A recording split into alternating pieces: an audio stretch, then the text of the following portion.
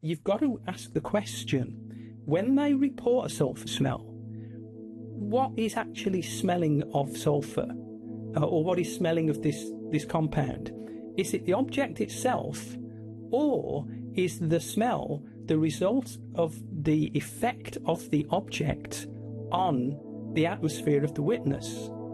Now, in fact, a more extreme, not to mention reductive view of this position posits that the phenomena themselves are entirely cultural and linguistic creations. In many UFO experiences, including close encounters, they literally don't know what they're looking at because they have no concept that matches it. Well, of course, if you're dealing with this kind of malevolent, shape-shifting trickster entity, which can take on any shape it likes, then it can absolutely ensure that it matches no concept you possess.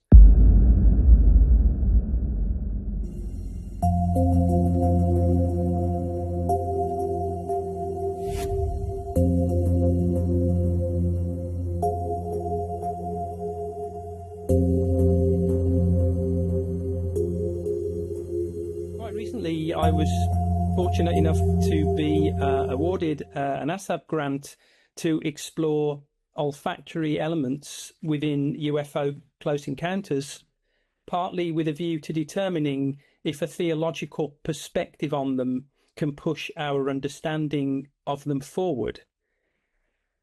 Perhaps it would be best to see tonight's talk as a prequel to that, or as the context for that. Because, as I hope to show, theology might well promise to tell us a great deal about UFOs, their origin, nature, and purposes. Having had pretty much a lifetime's interest in the UFO phenomenon, and spurred on by the renewed attention to UFOs and UAPs that seems to have occurred within the media in recent years, I embarked in 2022 on a UFO study of my own, using the resources of the Religious Experience Research Centre, which Caroline has just made reference to, as my database. And this resulted in the publication in Anomaly in 2023 of the results of my analysis of 21 hitherto unpublished cases that I found in that archive. I'd like to begin this article by citing some brief examples from my study to set the scene for what follows. The first, reported by a 62-year-old male witness, concerned a strange encounter he underwent at dawn on a June morning. In this hitherto unpublished account in the archive, he wrote, "I saw what looked to be a flying saucer before I could get out of bed. From the size of an egg, it moved at great speed to the window, an object the size of a large crab, with fearsome underpart which watched me, at the only point to do so through the 6-inch curtain gap. I was petrified, even though I stared back. A set of valves pumped round the body, which on going down, another set took their place. I knew it could tell what I was thinking." A second example, written and sent to the archive during its earliest years, contained the following description. "I was conducting investigations at a place called Keita, near the Togoland border, and had to stay at a rest house near the sea. Going early to bed, I was awakened by the cries of birds, the barking of dogs, etc., and was amazed to see a large bright light ascend from the sea and sway in the sky within my vision. And after some time it moved straight over the rest house, and by getting out of bed and looking upwards from the window, I could see it immediately overhead."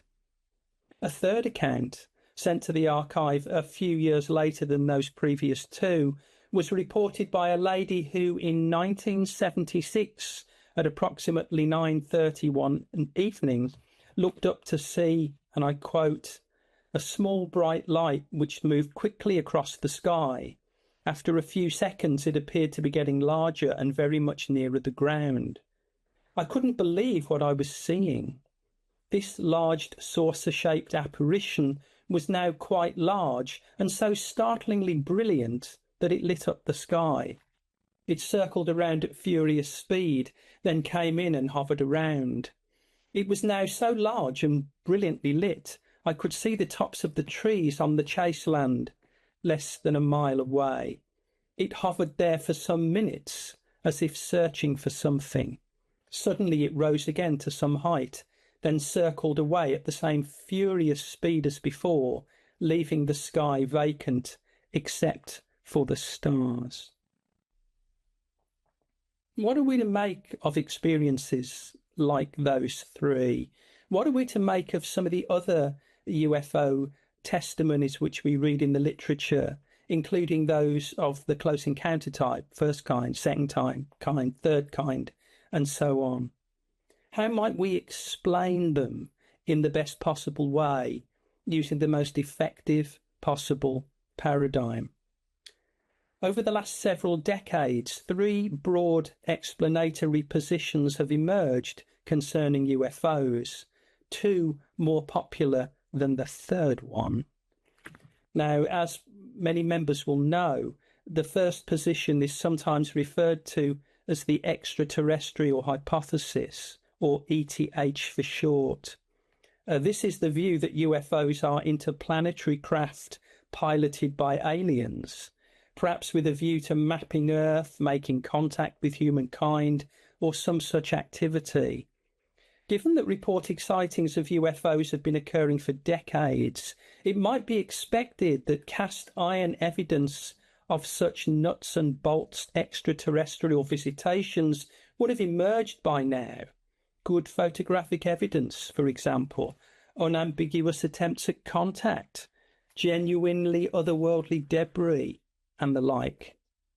That such has not been the case, at least not in a way as to put the matter beyond a reasonable doubt, has damaged the extraterrestrial hypothesis considerably, and in so doing has helped give rise to a second view, one sometimes referred to as the psychosocial hypothesis, or PSH. Now, this view is the one that some underlying UFO reality is clothed by the popular cultural, social, and linguistic mores, beliefs, and paradigms of any given culture or society. Associated with researchers such as veteran ufologist Jacques Vallée, this position, broadly speaking, asserts that today's ufonauts are comparable to the beings of folklore and mythology of previous times. Hence, for example, the fairy folk of yesteryear are today's aliens. In each case, we're confronted with otherworldly beings who arrive from somewhere else and who behave in similar ways, playing hide and seek with humans, for example, or presenting as odd and anomalous creatures and their craft, even perhaps abducting unwitting victims in isolated places. What has changed, and this is crucial, is how such beings, their modes of arrival, and their activities have been identified in accordance with the belief systems, interpretive lenses, and expectations of our own scientific age and culture. In fact, a more extreme, not to mention reductive, view of this position posits that the phenomena themselves are entirely cultural and linguistic creations, that currently popular paradigms do not actually clothe any underlying reality, fairy, alien, or otherwise, but actually create it. Both of those positions that I've just summarised have dominated UFO discourse and debate for decades, but it's worth noting that a third, far less popular position has existed alongside them, one which, whilst nowhere near as popular as the other two, has nonetheless had several notable adherents. And this is known, broadly speaking, as the ultra-terrestrial hypothesis, and it posits that UFOs might usefully be considered not as alien ships from other planets or galaxies, but as entities akin to spiritual beings, perhaps even malevolent ones. Hence, and crucially, the ultra-terrestrial hypothesis has it that UFOs are not objects piloted by beings, but are actually the beings themselves. It's that third unpopular view that I incline to, and one which I will explore in this talk this evening. In part one, which follows immediately, I will give a brief overview of its history to the present day. Then, when we get on to part two, I will show that, correctly understood, the motif of shape-shifting is actually a key to the true nature and purpose of UFOs.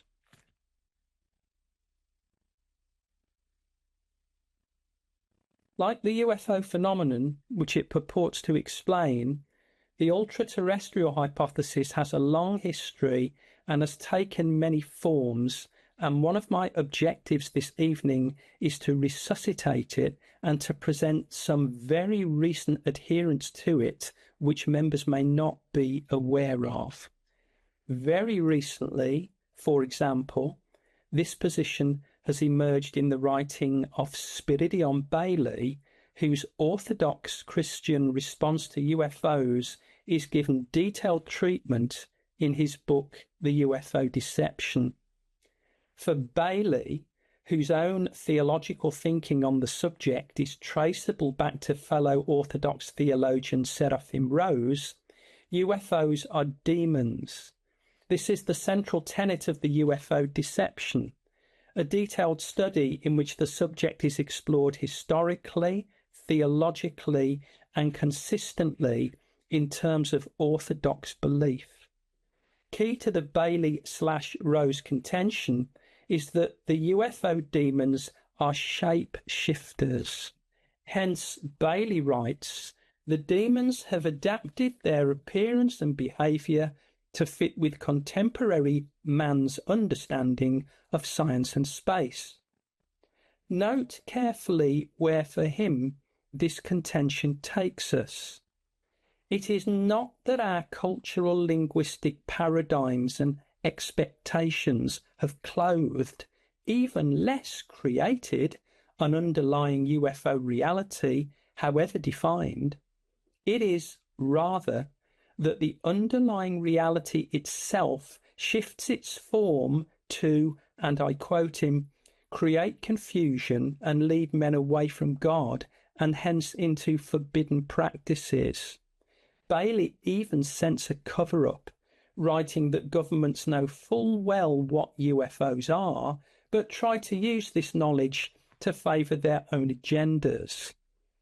The upshot of all this for Bailey is that ufology, the study of UFOs, cannot approach what it purports to study in any kind of open, objective, and or empirical way. For its subject matter is simply not this kind of reality. In this regard, for example, he quotes no less an authority than J. Allen Hynek to the effect that the objects are a, and I quote, phenomenon that undoubtedly has physiological effects, but also has the attributes of the psychic world. Hynek's words, not Bailey's. Hence, the same something that has spiritual or even paranormal mind-influencing properties can also leave circular depressions on the ground and or burn vegetation at the site of any given landing. Viewing UFOs as shapeshifters for Bailey locates them in a context shared by angels and demons. For these too, he writes, can and do shapeshift for different reasons. Angels do it so that people won't be overwhelmed and to facilitate communion with human beings. Hence, in the intertestamental literature, the Archangel Raphael travelled with Tobias for weeks without anyone suspecting he wasn't an actual man. But, crucially, by contrast, demons do it to deceive, hence the title of Bailey's study. But there's more to it even than this, for the domain of demons, writes Bailey, is one they share with UFOs, that is to say, the air. As far as I'm aware, the aerial location of much of the UFO phenomenon, as indicative of its demonic nature, is the exclusive nature of provenance of Orthodox theology. At least I've been unable to locate it anywhere else. To this end, however, Bailey quotes Orthodox theologian Ignatius Branchaninov, who wrote, "The space between heaven and earth, the whole azure expanse of the air which is visible to us under the heavens, serves as the dwelling for the fallen angels who have been cast down from heaven." And he later cites Saint Philotheos Kokkinos, 14th century patriarch of Constantinople, and Saint Theophan the Recluse as putting forward positions supportive of this.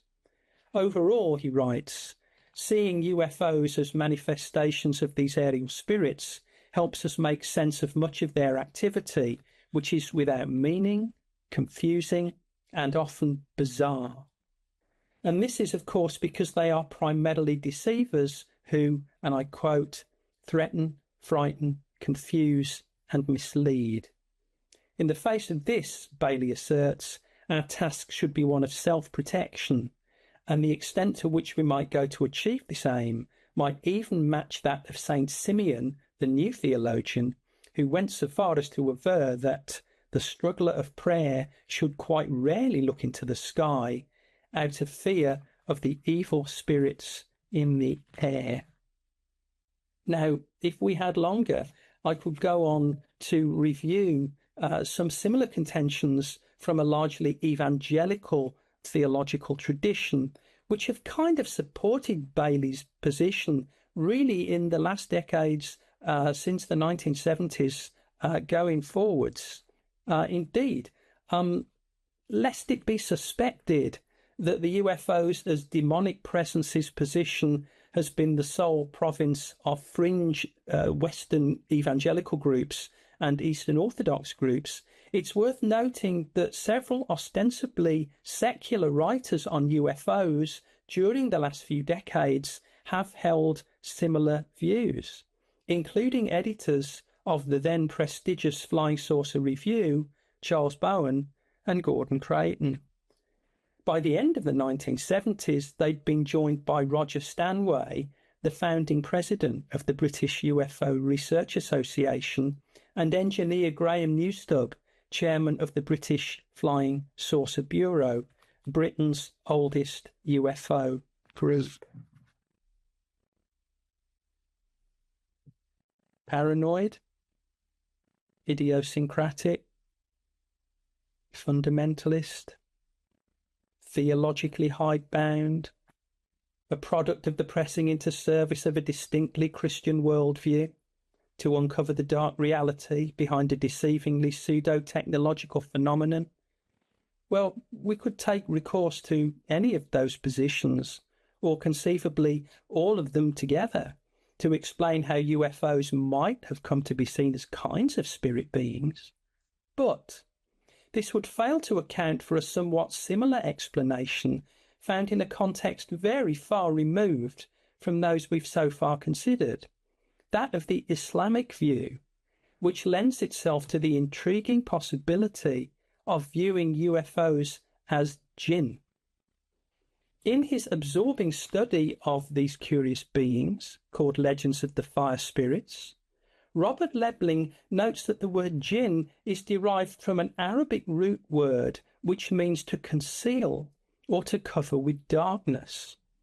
As his analysis proceeds, we learn that Islamic theology has much to say about these hiding entities, which reveals various possible parallels between them and UFOs. One motif in particular stands out. Whatever else they do, jinn are preeminently shapeshifters. Hence, Lebling quotes the 13th century Persian physician, astronomer, and geographer Zakaria al-Qazwini. In his study of the universe, he defined jinn as aerial animals with transparent bodies which can assume various forms. These kinds of beings, al-Qazwini wrote, are usually invisible to human beings, but they assume what forms they please, and when their form becomes condensed, they are visible. It is tempting to speculate at this point as to what, if any, essence these shapeshifters might have, and it is interesting to note that Islamic theology has a consistent answer to this. The clue is in the title of Lebling's book, for Islamically, the jinn are said to be fire spirits, beings whose substance is fire. Now, here the detail is somewhat complex, but Islamically, in essence, God's created order is ontologically tripartite.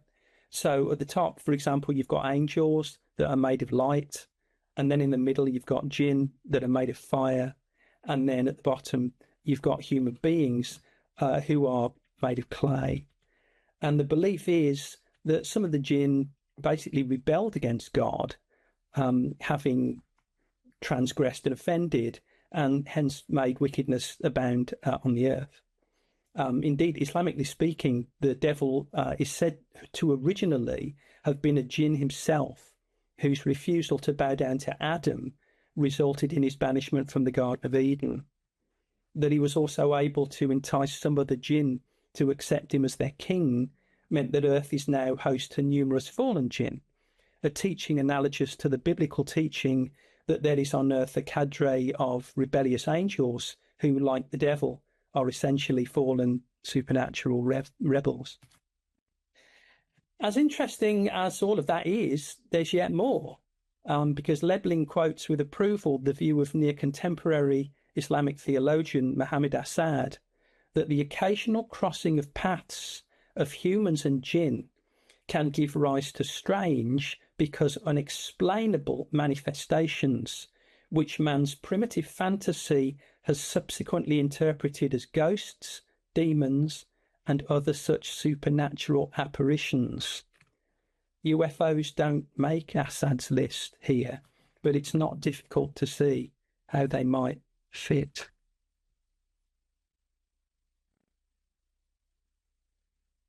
As I alluded to earlier, and we now start part 2 of this talk, what else the fallen beings of jinn and demonic lore might do, they shapeshift. This in turn raises an intriguing question.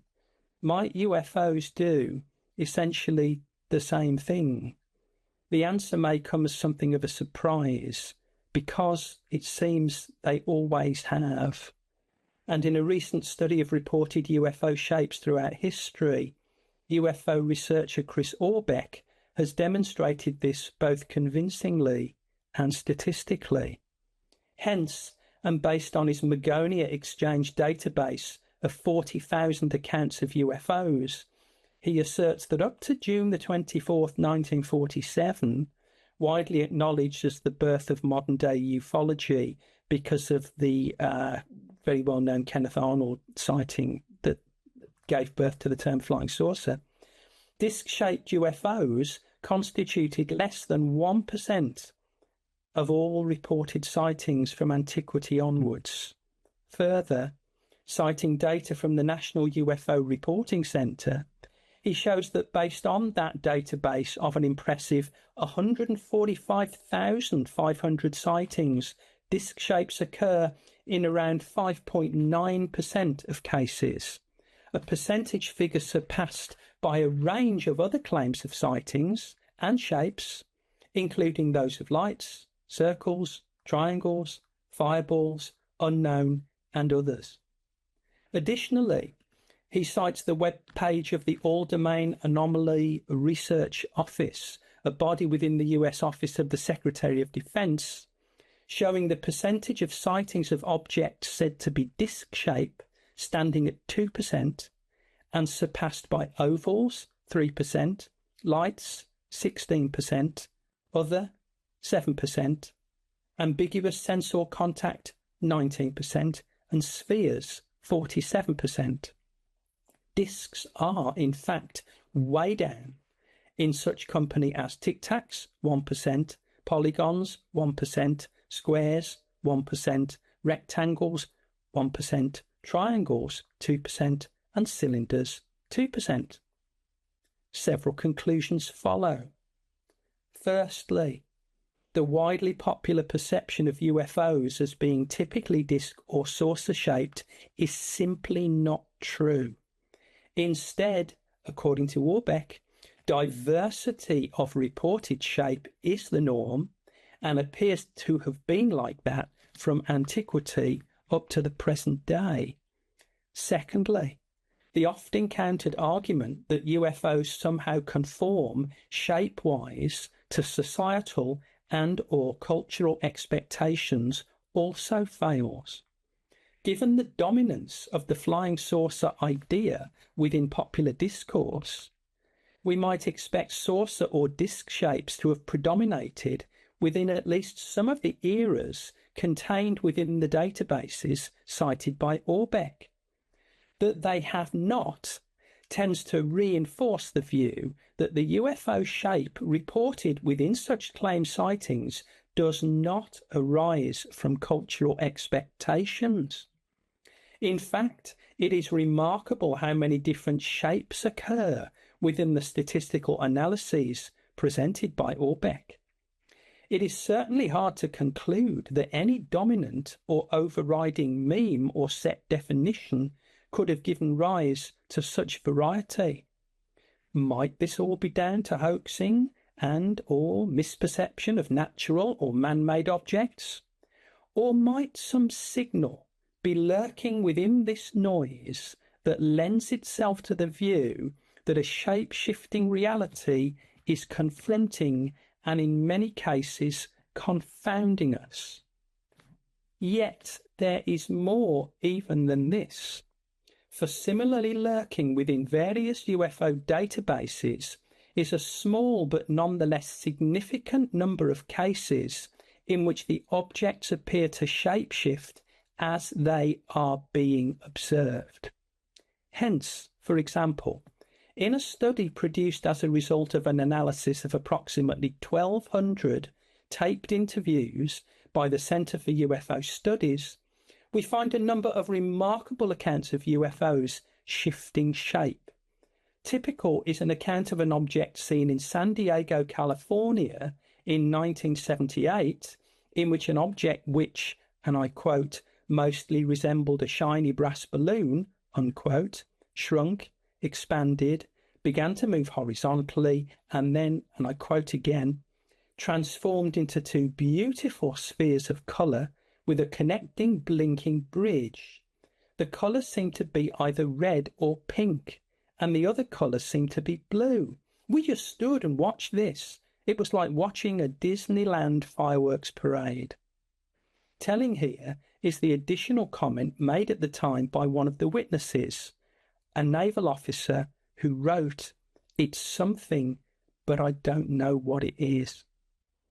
Compare that account with another from within the QFOS database, given by 3 security guards in respect of 6 or 7 very large disc-shaped objects flying in loose formation, which flew silently for a while one night in Nha Trang, Vietnam, in June 1968, in front of them, and which abruptly, and I quote again, became one large disc, became one large unit.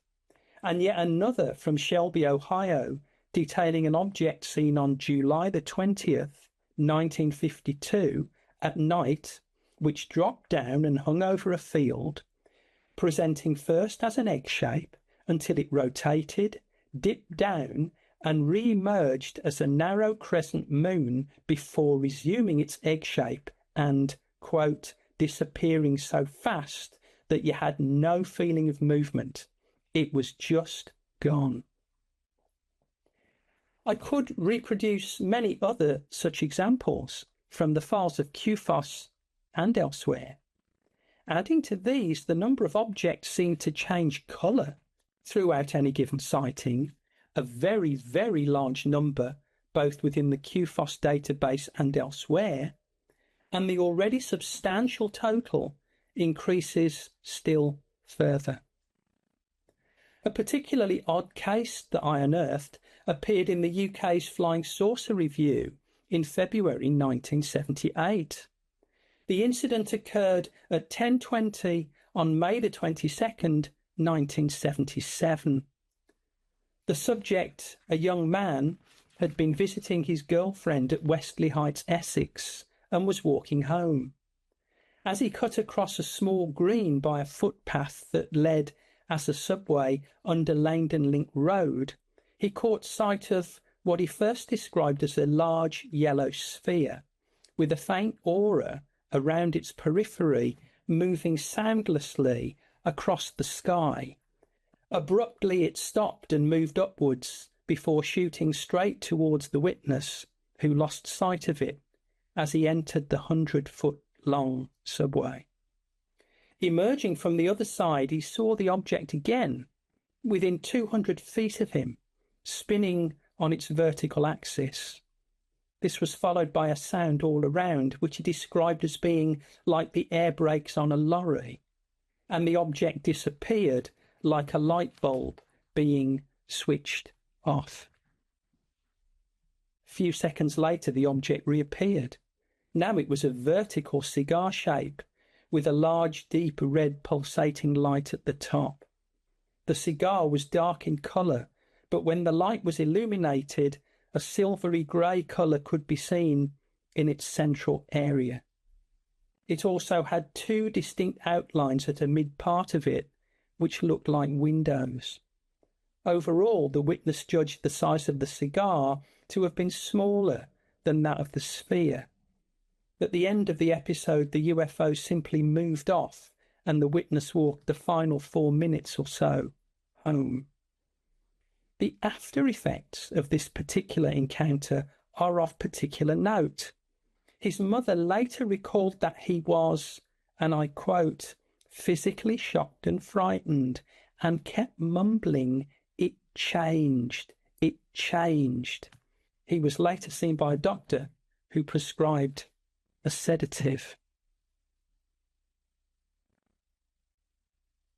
Now, of course, shapeshifting may take many forms. For example, it need not necessarily be restricted to how UFOs look, as in the actual shapes they assume. It might also be extended to what they do, as in the ways they act, in some instances in direct relation to witnesses and their circumstances. Hence, it may be instructive at this point to go beyond mere UFO appearance to consider UFO action. Once again here, the literature is vast, and I will therefore confine the analysis to just one intriguing subset of UFO cases, those involving vehicle interference, the initialism being VI. Now, the first major attempt to catalogue VI cases was undertaken by UFO researcher Mark Rodegier. Published in October 1981, his document contained 441 short summary accounts of alleged UFO interference with vehicle ignition systems and other related functions, such as the operation of car radios and headlights, all but 3 occurring between 1952 and 1980. The accounts cited by Rodegier include numerous claims that cars were stopped altogether when in the proximity of UFOs, and indeed such cases were dubbed car stop cases for many years, a designation that was replaced in later years by vehicle interference because it failed to include the fact that a wide range of other vehicles have been purportedly affected by UFOs, including tractors, motorcycles, and vans.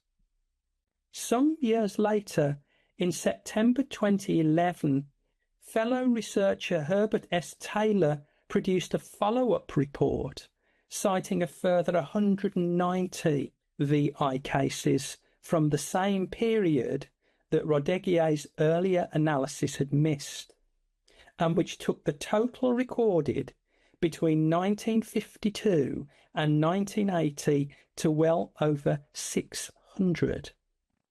A sample testimony extract from Taylor's follow-up piece provides a good example of such a VI case. I quote, "The strange flying vehicle approached us slowly from a clearing to our right at an altitude of about 10 meters. At the same moment, my engine started to cut out and vibrate. About 100 meters further on, the car stopped completely and the headlights died out. The car radio also went dead. The flying object passed the roadway ahead of us, distance now about 200 meters. It was still at some 10 meters altitude, but then seemed to land to the left of the road, some 75 meters from the roadway. After winding down the side windows, the occupants, the driver, his wife and 2 children, heard a sound, and I quote, like that which comes from a swarm of bees. And through binoculars, the object was seen to be, and I quote again, an egg-shaped structure some 10 meters long and a few meters high. Interestingly, the UFO had by now changed colour from green to white. At this point, the driver attempted to start the car, but to no avail. He left the vehicle and the object then proceeded to take off with a deafening roar and a rocking motion. The green colour resumed and the object flew off slowly before, and again I quote, it accelerated to an unbelievable speed and disappeared in the thousandths of a second. The driver ends his testimony as follows. Shaken by what we had seen, we entered the car and we immediately noted the music playing from the radio. The radio worked, and as I turned the starter key, our car started and there was nothing wrong with the headlights. Readers familiar with the film, listeners familiar with the film Close Encounters of the Third Kind will recall a scene with many very similar features occurring when the UFO hovered for several minutes over electric linesman Roy Neary's car. From this point at least, and the film was first screened in 1977, the seeming propensity for such objects to interfere with car ignition systems and other electronics had become, or would shortly become, embedded in the public consciousness by being included within such popular media. It's what followed shortly after this date that is, however, relevant to us this evening, for in the years following the completion of the 1952 to 1980 VI research, the incidence of cases in which UFOs allegedly interfered with vehicles in various ways fell precipitously.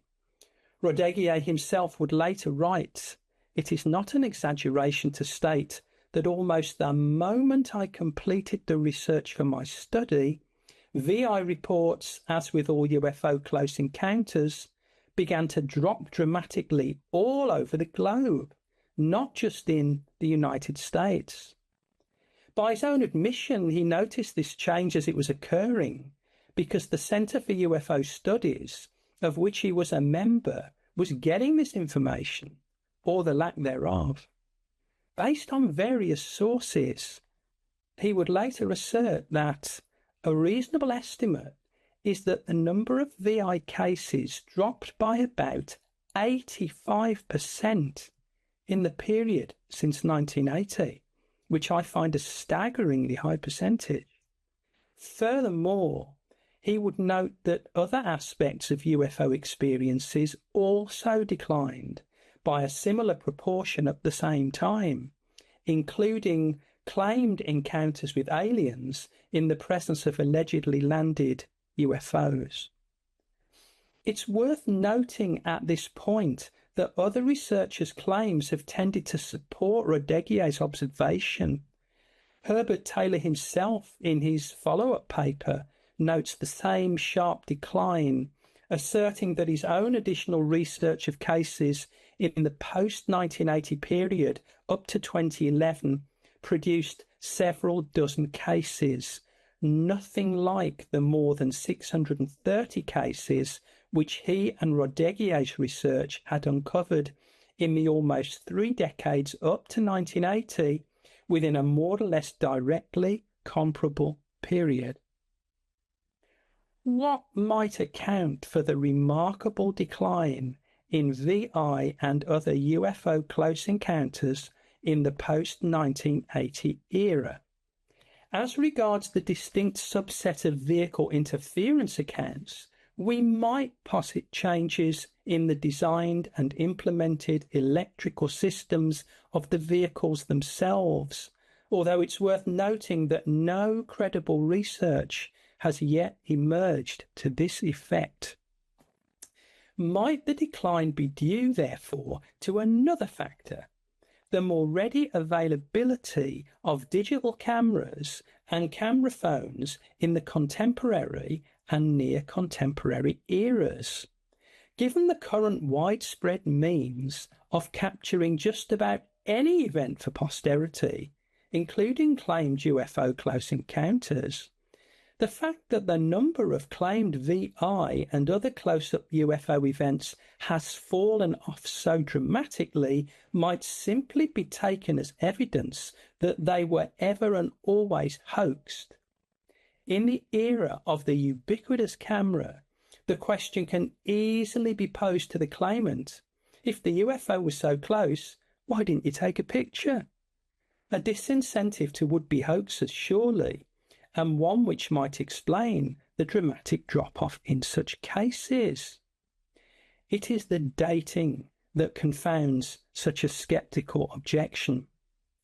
The first fully digital camera to be commercially released was the Fujix DSX, released by Fujifilm in 1989. The first commercial phone with a colour camera was the Kyocera Visual Phone VP210, released in Japan in May 1999, and the first iPhone was released in the US on June 29th, 2007. As we've already had cause to note, these milestone photographic events significantly post-date the precipitous decline of VI and other UFO close encounters by years, decades even. Indeed, given this simply researchable fact, it seems that any link between the ubiquity of personal cameras and the demise of claimed UFO close encounters, including VI cases, cannot be established. The question remains, therefore, what is responsible for the radical drop-off in the number of such claimed events? One possible answer, of course, is that the UFOs themselves have changed their behaviour, that their activity has shape-shifted for reasons unknown to us. Perhaps they saw the ubiquity of digital photography in all its currently manifold guises coming from a long way off, and prepared accordingly and well in advance. Or perhaps they're playing with us in the same way that jinn and demons have long been said to do. The listener this evening may have concluded by now that the last thing ufology needs is another initialism, but at this point it is tempting to add one more. Something is messing with us, or Simwu for short. As I alluded to in the beginning, this talk is part of an ongoing series of research articles that I've been working on. And this talk or indeed any analysis along the lines that I'm suggesting, could have encompassed other areas also. And these are some of the areas that I intend to explore in future talks, articles, and analyses in no particular order, and testing the same hypothesis. These will include animal reactions to UFOs, the fear and confusion created in experiencers by their UFO experiences, the UFOs as watchers motif found in very many UFO reports, and the olfactory features reported within a significant number of UFO close encounters, including sulphur, which is the central area of study for what I'm doing currently for ASSAP. And in closing, I would like to add just one final thought.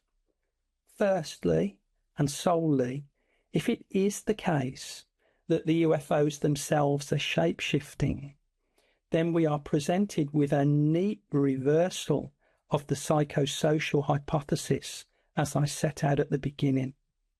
For it would mean that the underlying phenomenon is not diversely clothed per the changing cultural concepts and expectations of the witnesses, but rather that the phenomenon itself changes its form for reasons unknown, to mess with us, perhaps. And with that, I close.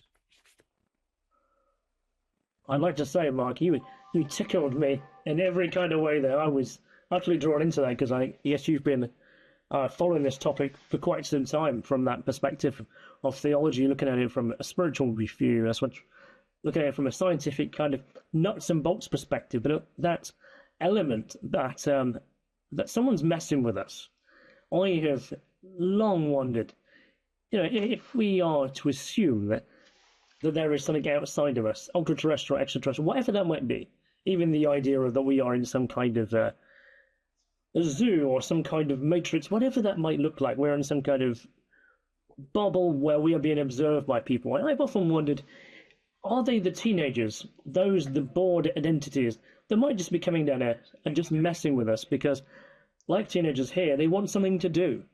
Or would they just appear on the stairs just to nudge us as a bit of a joke, as a bit of fun?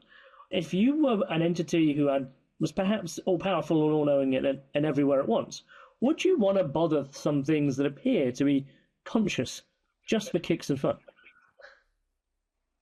I think it's also quite interesting at this point, following on from that, to think about the ways in which many, many other paranormal phenomena present this kind of trickster element or motif. We're not just talking potentially or possibly about UFOs. We're talking about lots of other very well-known paranormal phenomena as well. I mean, the obvious one is poltergeists that also seem to be messing with us for no reason other than that they can. So I think it's been many years since I read the Trickster and the Paranormal, which is often cited in such concepts, such context. But clearly, the notion that we are being played with kind of plays out throughout a range of 14 phenomena. Well, yeah, for sure. What you said there about craft as well as biological entities also appear to exhibit the same kind of, shape-shifting motif. One could assume that if one was to assume that it's characters or figures or entities and they have a shape-shifting craft that perhaps is cloaking to whatever, that's one thing. But it's craft that appear to do that and biological entities that appear to do that. That I would find really intriguing. Is there tech some kind of perception filter going on? Is there some kind of sense that they are, oh no, we are being observed, quick turn on the cloaking device, and we'll somehow link to their mind and we'll somehow look like something they're thinking about. I was listening to an account a couple of days ago of a person who went on an Appalachian bear trail, and they passed one person who appeared to be a ranger, and not 100 yards up the same path, they passed the same ranger, but he appeared to be walking kind of awkwardly, but they said it was the same person, but he appeared not to be able to smile correctly, and the eye contact wasn't there. And they described it as being, it looked like it was the same person, but it felt like it was in my mind, but it wasn't. It was like just kind of cloaking and pretending to be that person. And that was those kind of accounts always just kind of, what are we seeing here? And if you did have that experience, you'd probably find it very disconcerting. But the interesting thing is, of course, that is just a kind of human being who is then re-identified, but is behaving in a slightly different way. But it's still you know what you're looking at. But with many UFO experiences, when you look at the testimonies, and I quoted from one in talk, sometimes these people don't know what they're looking at. They just don't know. Now, your experience might be the same as mine, but in my experience, if I see something at a distance and I don't know what it is, it's like a mental process of conceptual matching goes on. Yeah. And it's independent of me, really. I must be doing it at some deep cognitive level. But my mind, or whatever it is trying to present me with what it is. So it's trying to take whatever I can't identify and match it with a concept that I already have. And usually what happens is the closer I get, finally I get a match and I breathe a kind of little sigh of relief. Oh, at last I can identify it. And the reason why I can identify it is because I can match it to a concept that I already have. Now, what would happen if you were looking at something that matched absolutely no concept you had? That no matter how many times you underwent this kind of mental process of conceptual matching, nothing fitted what you were seeing. What then? And that seems to be the case in many UFO experiences, including close encounters. They literally don't know what they're looking at because they have no concept that matches it. Well, of course, if you're dealing with this kind of malevolent, shape-shifting trickster entity, which can take on any shape it likes, then it can absolutely ensure that it matches no concept you possess, result creating cognitive confusion, upset, dissonance. Yeah. And the flip side there, it might intentionally be hiding something. You know, it might be a person or a being that wants to hide, you know, as a craft or as a entity that looks weird. So it makes you feel more and more at ease. So you actually feel more fear. You know, is it just hiding as something more scary or something you can't possibly conceive? It's like a projection to you that's scary. The possibilities are almost endless, but the fact they are so replete and worldwide, you know, cross-cultural, there appears to be a unifying something or other that's at the center of all this. But now we have the weakness of my position. Sorry, but now we have the weakness of my position, you see, because there's a reductio ad absurdum. If they can shapeshift into anything they like, then there's nothing to stop anything being a shape-shifting alien being. A tree, a chair, exactly that. And that is, I think, a key weakness of the shape-shifting argument, that you end up with this reductio ad absurdum. And that's a problem. And I think you just alluded to that earlier on. Sorry to interrupt. No, not at all, not at all. I'm just kind of, my mind just kind of going, and it's all like kind of lighting up inside. You know, so it's like, where do I pull it and it's a bit of information from? I do find it interesting how you almost have inconsistent reports of the same event. So it might be one thing being seen, it could be a craft landing, but essentially you have different perspectives on it, and they see something slightly different. One will focus on seeing something in the window, something will actually focus on what it did on the ground, or some activity, or the craft itself. I find that to be really interesting, how they don't all appear to have the same kind of consistent view of these things. I'd often thought it's down to the individual perception, what their focus is, or what they're being projected to. I mean, Caroline, I know you've been busy taking notes there in the background. I know ufology and UAP isn't quite your strong set. No. But I'm learning. I want to tag in on a comment that you made about conceptually matching and things like this. I do understand that part because obviously my husband's a psychotherapist and he talks to me about how the brain works, and it's a primeval instinct within the brain. And if I remember rightly, it's the prefrontal cortex and the hippocampus that actually work in alignment together. And it goes back to caveman days. like caveman look and they go T-Rex bad, tiny little dinosaur good, and they try and conceptually match the things that's out there. So it's just the brain doing a primeval instinct of trying to understand the familiar. And that goes across patterns, not only visual, it's anything that can bring death or harm or things like this. So, and then comes in the fight and flight part of the brain that would say, I don't understand what this is. It's a T-Rex. I know that that's a dangerous thing. I'm going to run. But sometimes if you don't understand and you don't know what the concept is, you're just stood looking because your brain's still taking time to work out that conceptual patterning. So yes, I can join in with that part. But yeah, the UFO is, I'm so glad that Mark's doing these talks because yes, it does have links through to the paranormal and poltergeists. And sometimes I have things that happen here in the house or outside of the home, and I think everybody else has been talking about this today. Am I part of the Truman Show? And I wonder if we're all being observed and we're all just rats in a cage. And that thought goes through my head a lot. So yeah, I love talks like this that brings inspiration. What's your thoughts on the process? I think that one of the things that is an advantage of approaching these kind of phenomena from perspectives like theology and philosophy, and within philosophy, particularly epistemology, is that you've got long established tools for thinking about these things. We sometimes tend to put things in research. You've got lumpers and you've got splitters.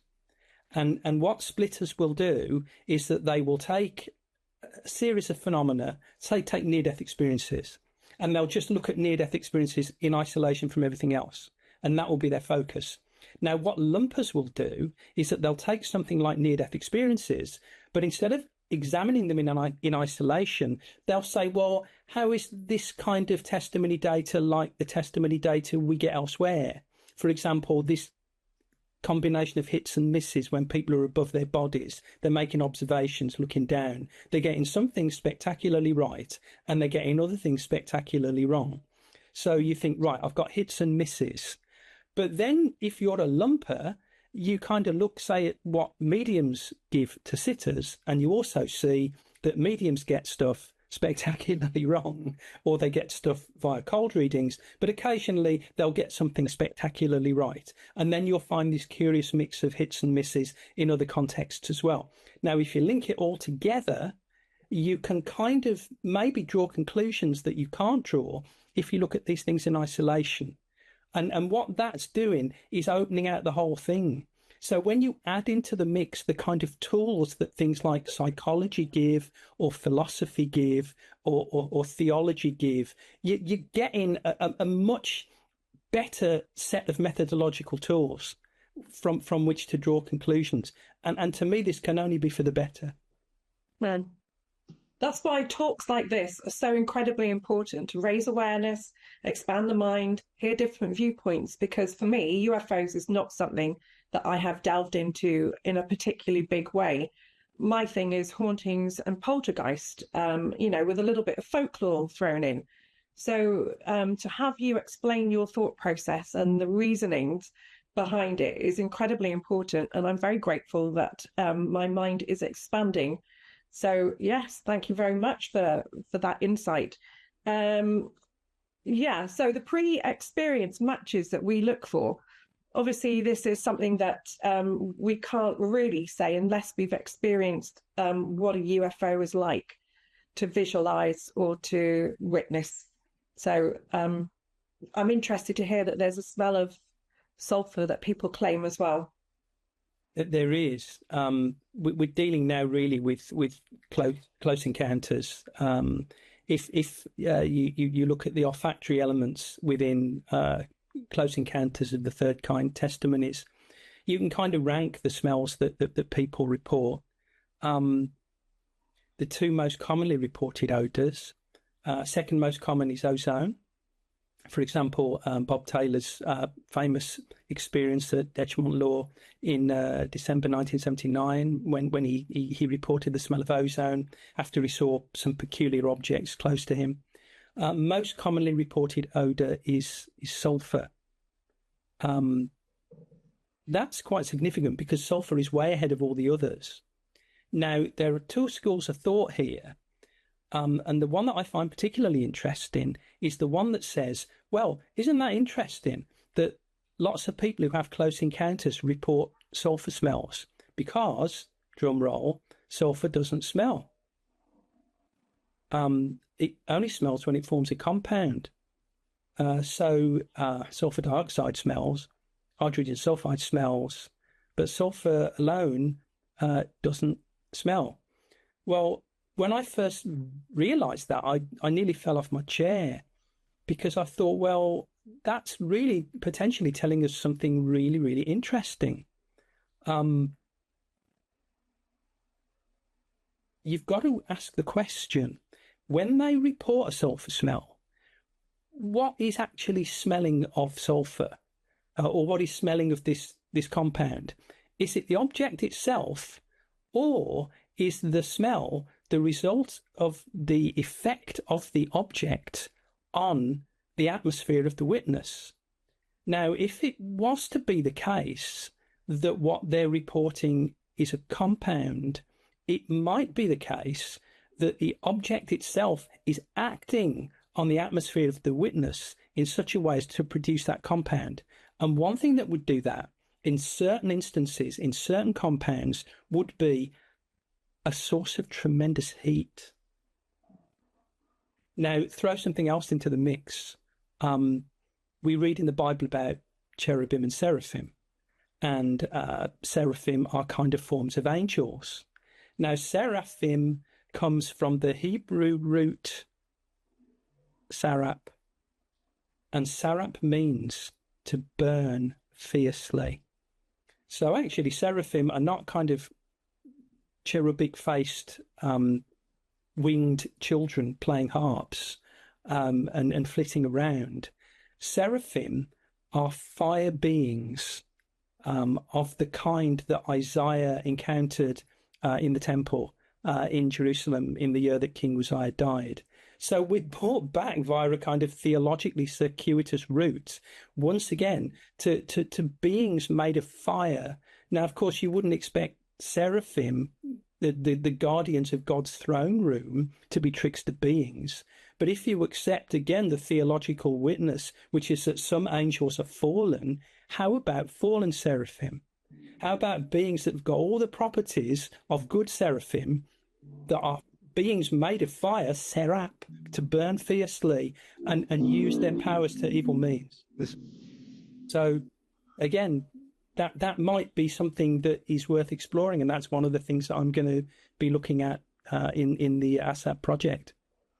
Yeah, it's an incredible insight that could be one of the ideal scenarios in the situation. As for the ozone, if you've got a UFO coming through our ozone layer at great speeds, could it be that maybe they've trapped some of this, the smells, and attached it through some kind of, portal that it drags it down because of the speed that it's traveling? If it is a UFO that's bringing this with it, could that be something that could explain the ozone layer? And for those that don't understand, when I was a very young girl, I used to be a hairdresser, and back in those days, we used to have ozone cabinets for sterilizing our equipment. So to me, the smell of ozone smells like the seaside.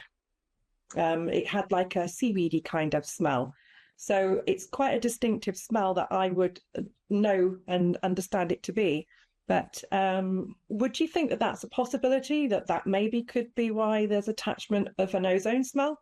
I think that what we're dealing with here, whether it is indeed that to do with ozone or sulfur, we're so out there that at the moment all bets are off. Because what we're doing when we ask these kinds of questions or pursue what can sound like ludicrous hypotheses, we're really pushing the envelope. We're really kind of going where nobody's gone before, or where very few have gone before. So we don't really have many research frames of reference. So what you say about attracting ozone could be true. I mean, this is the exciting thing, really, that these are fruitful grounds for research where few, if any, have gone. Which seems to me to be where a research organisation should be located. Instead of rehashing the same old things, we kind of need to be going out on a limb, forging new paradigms at the risk of being laughed at, because this is the only way you make progress. And at the end of the day, if what any researcher is putting forward turns out to be wrong, well, at least we tried. Yeah, I mean, the word paranormal is exactly that. It's things outside of the normal. So you can't address and approach these questions in a normal manner because they don't play along scientific rules, do they? They break the rules. Exactly. So to be able to understand and to move forward, you are correct. You need to think outside the box for how to address some of these things. So, yeah, I totally get that. Although my mind isn't quite as acknowledged as you. So the less knowledge people need assistance and help on things that could possibly be the reasoning. So, yes, it's brilliant. Thank you very much for that. I like the way that Philip K. Dick, the science fiction writer, differentiated once between fiction and science fiction. He said that with ordinary fiction, it's what if, but with science fiction, it's my God, what if? And I think maybe it's the kind of my God, what if questions that kind of are our bread and butter, really. Well, if not my God, what if? My God, when? Because can you remember, you and I are probably around the same age. When we were kids, we were watching Star Trek, and the whole thing of them having writing on the screen and they were touching it and moving it. I sat there and thought, well, that's a bizarre concept. That's never going to happen. And we've all got one of these that we screen and scroll by touch and stuff. So it's not what if, maybe it's just when. Yeah. Before I go in and ask questions, Christian, is there anything else you'd like to say in this part of the talk? No, I think we've covered quite a lot of the basis here, just to kind of set the framework there. So I'm not going to go too far off because I don't want to skew where we are presently. But I mean, that parapsychological parallel that exists between apparitions, mystical visions, or entities, angels, spirits, whatever, they're formed in the kind of observer's beliefs. Medieval texts, you got sky visions, entities who clearly interact with us, who clearly have a greater knowledge. It's certainly in terms of history, whether that be Apollo to, Ezekiel's chariots or whatever. These sort of things are beyond the capacity of the person who's writing them down.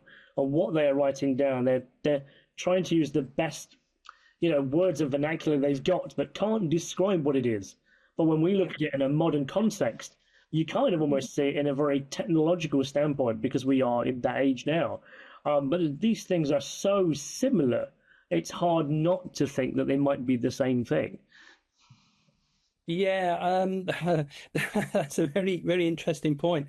I mean, the one that is the example that's often cited is when Ezekiel sees by the river Chebar with the exiles. He's seeing unusual shapes, wheels turning and things. And some researchers have said, well, this is Ezekiel saw a UFO. The problem with stuff like that is again knowing enough about the theological background of what Ezekiel was doing and what he was looking at to know. A lot of these assertions may be correct, that there may be this kind of there's one correct interpretation, and sometimes people are not interpreting things correctly. Again, these are just massive areas, and they require an awful lot of sorting out. And the best kind of analogy I could give is that you've got a long table, and whatever you're looking at, you've got a psychologist, you've got an anthropologist, you've got a sociologist, you've got a philosopher, you've got a theologian, you've got all kinds of scientists. You whack onto the table whatever phenomenon you're trying to explain, and you say to all of the specialists, right, now, what do you make of this? What do you make of this? Do we find any consensus? Do we find any agreement? This kind of multi-perspectival approach, I think, is probably the one that is going to get us further. Fair point. that brings me on to quite a neat little sideways tie link, actually, that ASSAP currently are looking for experts in the field of people who can maybe assist with questions and tasks that need doing and investigations and studies and things. So if you know anybody that has expertise in UFOs, cryptids, even EVPs, listening to sounds, please can you put your name forward to secretary@assap.ac.uk. They are currently forming some kind of what it was that Mark just explained. So a round table that we can put people together with questions that can't be explained. So yeah, if you know anybody that, even yourself, that would like to step forward as an expert in the field, pop an email with your expertise to secretary@assap.ac.uk.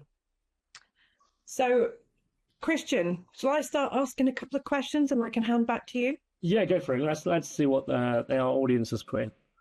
Yeah, so the first thing that's come through, it's not a question really, it's a comment from Christian himself. He says, consciousness has become a key talking point in the ufology circles, mind-controlled vehicles.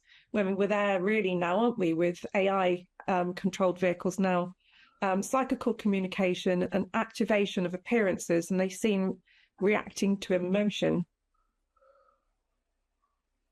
Reacting to emotion is kind of really interesting, isn't it? I think that there is something to be kind of said for this. That there do seem to be certain states of mind and certain emotions that kind of do attract certain kinds of beings, particularly kind of emotions such as anger, hatred, hostility, fear, by whatever mechanisms. And again, we don't know. It's almost like these negative emotions fuel these negative beings.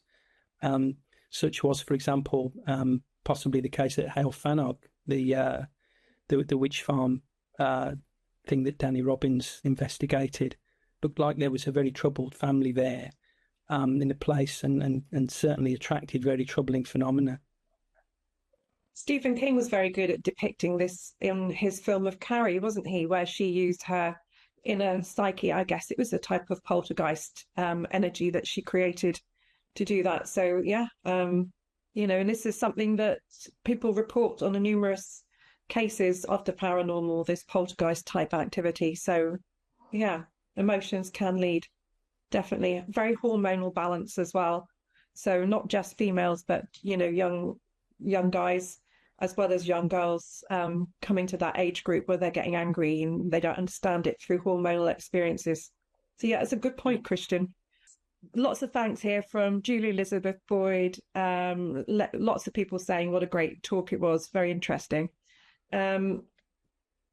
Nicola said, very, very interesting. I'm happy that you're covering many instances and thinking of all reasonings, including theological, amongst others. Yeah, I think it's time to recognise that the accumulated wisdom that we find within a lot of these old traditions might usefully be dusted down and used to examine certain contemporary phenomena that we don't really have answers to. It's almost as if things like theology or even some of the early branches of metaphysics, we feel now have been left behind and discredited to the extent that they can't be used as methodological tools anymore. And I think one of the things that I'm trying to do in resuscitating the ultra-terrestrial hypothesis, but giving it a kind of theological spin, is seeing whether some of these old academic disciplines might yet have things to teach us if we just apply them in the right way to things that we can't explain. Totally agree. Very good. Julie Elizabeth Boyd said, what are your thoughts on Nephilim? You referred to the fallen angels. Yeah. Anybody who is familiar with Michael Heisser's work on angels and demons will be very aware that he wrote at great length and in a very informed way about the Nephilim. And I think that there's definitely a place for those in looking at UFOs as we find them in in the biblical narratives. I think that there is something there that could usefully be explored. Yeah. Thank you. So Nicola also said, isn't sulfur something mentioned in the Bible as close to Armageddon? Yeah, it is. You get a mention of sulfur in the Bible. You get, for example, a mention of sulfur in the book of Revelation, where at the very end of the present age, the devil and his angels are thrown into the lake of fire and sulfur, as John puts it in Revelation. It's really interesting to me, actually, biblically, that the ultimate fate of fallen angels is to be cast into the lake of fire and sulfur. Because when Adam and Eve sin in the Garden of Eden, God basically says, right, because of that, you're going to die. From dust you came, and to dust you will return. And with the fallen angels, it seems to me, it could be from fire you came, and to fire you'll return. I mean, John Keel, a very interesting researcher, who also, I believe, in Operation Trojan Horse, I think it was, basically saw the ultra-terrestrials as, I think I've got a quote here from Keel that basically sums up his position on the ultra-terrestrials, that he basically saw them as fallen beings. He wrote, we are biochemical robots helplessly controlled by forces that can scramble our brains, destroy our memories, and use us in any way they see fit. They've been doing it to us forever. So I think that the notion that the ultra-terrestrials don't have our best interests at heart is kind of very much part of Keel's writing. He probably didn't know enough about theology to put that point of view on a kind of sounder religious footing, but I think he was inching towards it in his own inimitable, somewhat tongue-in-cheek way. I think he got more right there than he got wrong. I always enjoy his writing very much. I think it has humour and charm and a deftness of touch, and I think he probably wouldn't have seen himself as being that far away from the view that UFOs are demonic entities. Yeah, in the loose terminology, obviously, not with the horns, maybe as much. Yeah, that's interesting that you have portrayals of the devil in that way. Of course, he's been portrayed in lots of ways, which kind of fits the thesis that he too is a shapeshifter. That's right. I think we need to maybe have different variations of what is classed as fallen angels and how they would look. You know, could be us. Humans on Earth could be the fallen angels that we're here, and it's another viewpoint, because the way that the world's going at the moment is not being very kind, is it? I know that it's a theory put forward to explain the Men in Black sometimes, that again, the Men in Black look human, but they're not really. You know, they're other kinds of entities who have kind of morphed into a human form, but they do it in the somewhat idiosyncratic fashion. So, yeah, maybe. So anyway, shall we draw this evening then to a close? Thank you very much for joining us here tonight for a wonderful ASSAP Paranormal Webinars Live. This will be reaching the world of the internet perhaps next Tuesday when it goes out in the form of Seriously Strange. So, Caroline, I bid you good farewell. Make sure you have a good night, a good weekend. Thank you, everybody. And remember, don't have nightmares. All right, take care. Take care, everyone. Good night. Have a good night, everyone. Take care.